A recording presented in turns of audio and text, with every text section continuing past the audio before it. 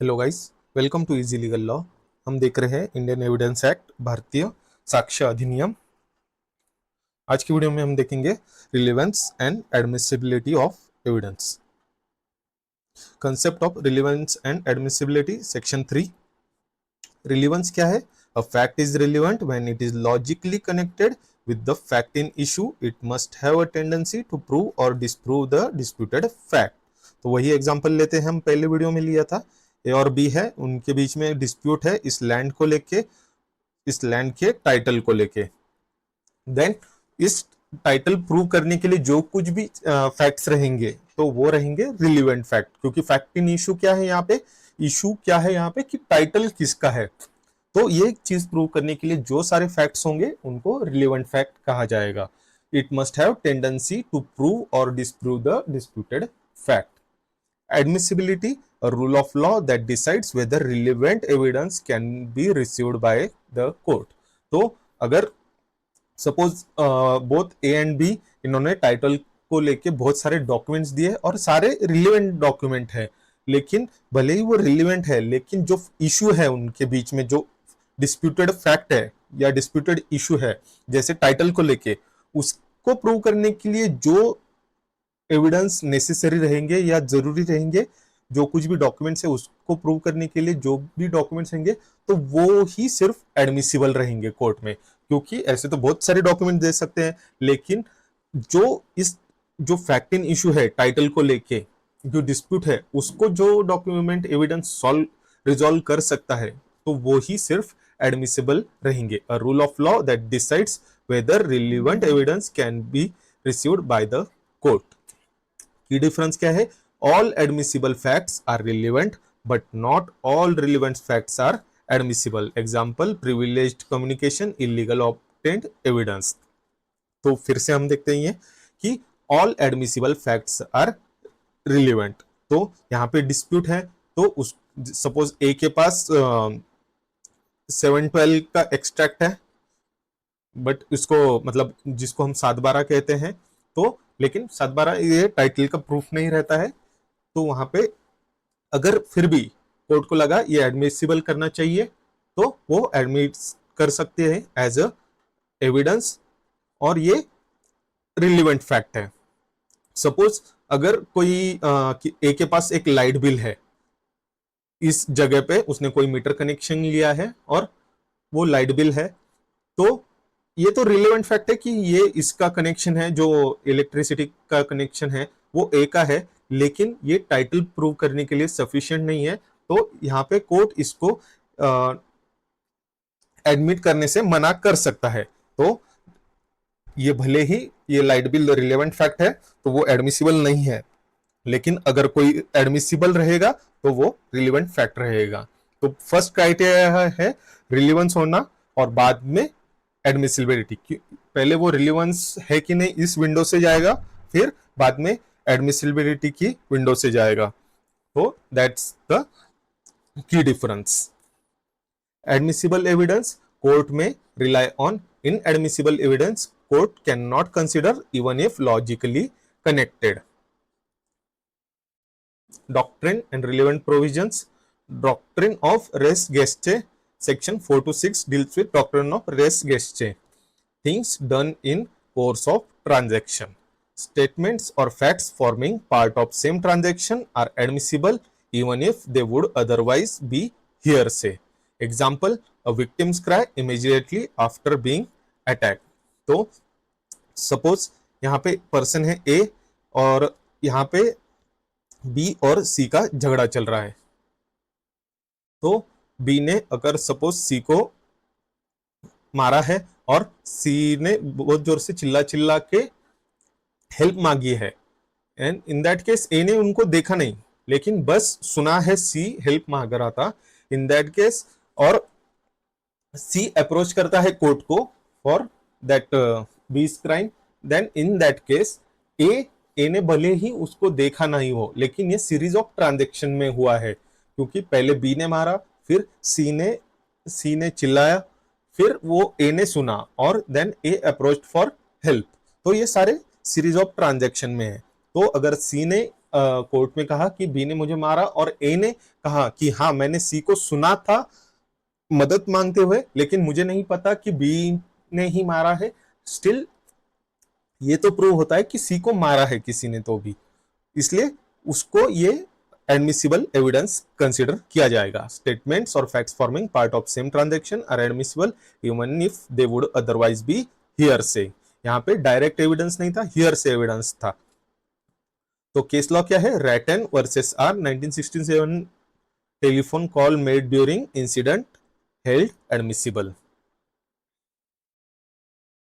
Test identification parade section 7 deals with test identification parade. Identification of accused by witness through a judicially recognized procedure helps corroborate witness testimony, not substantive evidence, only corroborative. तो section 7 talks about test identification parade. Court के judiciary के सामने accused को लाया जाता है और witness उसको आइडेंटिफाई करता है। तो ये सब्सटेंटिव एविडेंस नहीं है फिर भी, लेकिन ये कोरैबोरेट करने के लिए यूज किया जा सकता है। सेक्शन 8 क्या कहता है? Evidence of common intention, motive, preparation and conduct before और after an offence are relevant. अगर कोई लोग मिलके अगर कोई क्राइम करते हैं, लेकिन क्राइम के वक्त सारे लोग नहीं है वहां पे इन्वॉल्व, सपोज 5 लोगों की गैंग है और क्राइम करते वक्त सिर्फ 3 लोग इन्वॉल्व है, और वो क्राइम से पहले या बाद में सारे मिलते हैं या फिर प्रॉफिट शेयर करते हैं या मिलके प्लान बनाते हैं, तो यहाँ पे उनका कॉमन इंटेंशन कंसीडर किया जाएगा। Several people meeting before committing a crime, तो जैसे 5 लोग हैं और वो मिलके अगर कुछ करते हैं, मीटिंग करते हैं और बाद में उनमें से कुछ लोग क्राइम करते हैं, तो then it is common intention. Section 9 deals with otherwise irrelevant facts. Facts necessary to explain or introduce relevant facts are admissible. Example, evidence of identity, handwriting or accuracy of witnesses. तो जो relevant facts को prove करने के लिए अगर कोई facts रहेंगे तो वो admissible रहेंगे, नहीं तो irrelevant, उसके अलावा वो irrelevant facts रहेंगे।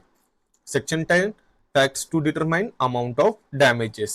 Facts showing extent of harm, loss or injury are admissible in civil or criminal matters. तो जो facts हैं जो कि harm, loss या injury दिखाते हैं तो वो admissible रहेंगे। Section 11 proof of custom. Existence of custom or usage relevant when rights or liabilities depend on it. Must be ancient, certain, reasonable and not opposed to public policy. तो अगर कहीं पे कोई रिचुअल है या कस्टम है और उसके अकॉर्डिंग अगर कोई चीजें चल रही है तो यहाँ पे वो एडमिसिबल रहेगा as a proof of custom, लेकिन वो एंशिएंट होना चाहिए, सर्टन होना चाहिए, रीजनेबल होना चाहिए और पब्लिक पॉलिसी को अपोज नहीं करना चाहिए। Facts concerning state of body and mind. Section 12 to 14 statement showing intention, knowledge, mental condition, physical health. Example, suicide notes showing mental condition. तो facts concerning state of body and mind क्या है? Statement अगर जो कि intention, knowledge या mental condition या physical health के बारे में बताता है तो that is admissible. Admission section 15 to 21 and 25 deals with admission. Admission क्या है? Statement suggesting inference as to a fact in issue or relevant fact. तो अगर कोई स्टेटमेंट है जो फैक्ट इन इश्यू या फिर रिलेवेंट फैक्ट को प्रूव कर रहा है, भले ही वो स्टेटमेंट ओरल हो या डॉक्यूमेंट्री, तो उसको एडमिशन कहते हैं।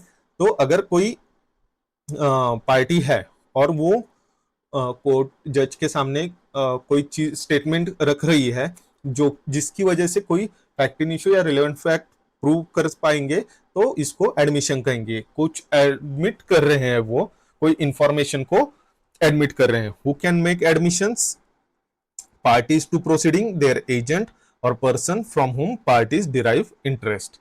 एविडेंशियरी वैल्यू क्या रहेगी? Not conclusive proof but strong evidence against the maker. तो अगर आप कुछ चीज एडमिट कर रहे हो तो उसको आपके खिलाफ एक स्ट्रॉन्ग एविडेंस कंसीडर किया जाएगा, भले ही आप जिसके लिए वो एडमिट कर रहे हो उसको कंक्लूसिव प्रूफ भले ही नहीं माना गया हो, लेकिन फिर भी स्ट्रॉन्ग एविडेंस कंसिडर किया जाएगा।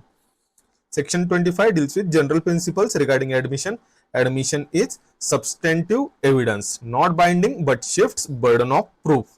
Admission are not conclusive but can be explained away. तो एडमिशन सब्सटेंटिव एविडेंस नहीं है, लेकिन वो बर्डन ऑफ प्रूफ शिफ्ट करता है। अगर ए और बी के बीच डिस्प्यूट है लैंड को लेके, और ए ने अगर एडमिट किया है कि ये डॉक्यूमेंट है मेरे पास जो टाइटल प्रूव करता है, तो ये बर्डन ए पे शिफ्ट हो जाता है कि ये डॉक्यूमेंट असली है या नकली प्रूव करने के लिए। So it can be used against A also, अगर ये नकली निकला तो लेकिन ये कंक्लूसिव प्रूफ नहीं रहेगा, लेकिन फिर भी एक स्ट्रॉन्ग एविडेंस कंसिडर किया जाएगा अगर ये प्रूव होता है तो। Admission are not conclusive but can be explain away. Confession क्या है? Section 22 to 24 deals with confession. Confession and admission of guilt made by the accused in a criminal proceeding. तो एडमिशन सिविल या criminal proceeding में हो सकता है, लेकिन confession सिर्फ क्रिमिनल प्रोसीडिंग में होता है, और वो एडमिशन होता है गिल्ट का, कि मैंने ये क्राइम किया है, मैं एडमिट करता हूं। और ये कन्फेशन कैसा होना चाहिए? Must be clear, unambiguous and voluntary. तो वो किसी के प्रेशर में नहीं होना चाहिए, अनएम्बिगियस नहीं होना चाहिए, खुद के मन से, और क्लियर कन्फेशन होना चाहिए। एडमिसिबिलिटी एंड इनएडमिसिबिलिटी क्या है कन्फेशन की? Confession before a police officer, section 22, 23, 24, inadmissible under ordinary circumstances to prevent coercion and और टॉर्चर। तो पुलिस के सामने अगर कोई कन्फेशन किया है अपने, तो वो इनएडमिसिबल रहेगा इन आइज ऑफ लॉ। अगर किसी मैजिस्ट्रेट के सामने, मतलब अगर वहां पे पुलिस है, पुलिस स्टेशन में अगर मैजिस्ट्रेट प्रेजेंट है और प्रॉपर प्रोसीजर के अंडर अगर स्टेटमेंट किया होगा, कोई कन्फेशन किया होगा, तो वो एडमिसिबल रहेगा। Section 164 of CrPC. Confession by co-accused not substantive evidence can only be used for corroboration under section 30 of evidence act. तो अगर को अक्यूज मतलब अगर कोई क्राइम हुआ है और वहां पे दो लोग अक्यूज्ड है, सपोज ए एंड बी, तो अगर बी ने कहा, तो ये दोनों क्या हो गए? को अक्यूज्ड हो गए। अगर बी ने कहा कि हम ए और बी ने, हमने दोनों ने मिलके ये क्राइम किया है, तो इसको सब्सटेंटिव एविडेंस नहीं कंसिडर किया जाएगा, लेकिन ये कोरैबोरेट करने के लिए यूज किया जा सकता है कि इन दोनों ने क्राइम किया है या नहीं। Retracted confession, confession later withdrawn by accused. अगर कोई अक्यूज्ड अपनी गलती एक्सेप्ट करता है, अपना क्राइम एक्सेप्ट करता है, और बाद में वो कहता है कि नहीं मैंने नहीं किया है, अगर वो अपना कन्फेशन विथड्रॉ करता है, can form basis of conviction if corroborated by other evidence. तो वो कन्विट हो सकता है, लेकिन अगर उसका कन्फेशन, पहले वाला कन्फेशन अगर किसी एविडेंस के साथ कोरैबोरेट हुआ, किसी एविडेंस से वो प्रूव हुआ उसका कन्फेशन, तो वो कन्विक्ट हो सकता है। Courts are cautious in relying solely on it. तो कोर्ट भी कन्फेशन को लेके थोड़ा सा, मतलब पूरी तरह से रिलाई नहीं करते, लेकिन बहुत सारे कॉशंस, प्रिकॉशंस लेते हैं। That was all for today. See you in next video. Till then, like, share and subscribe. Thank you.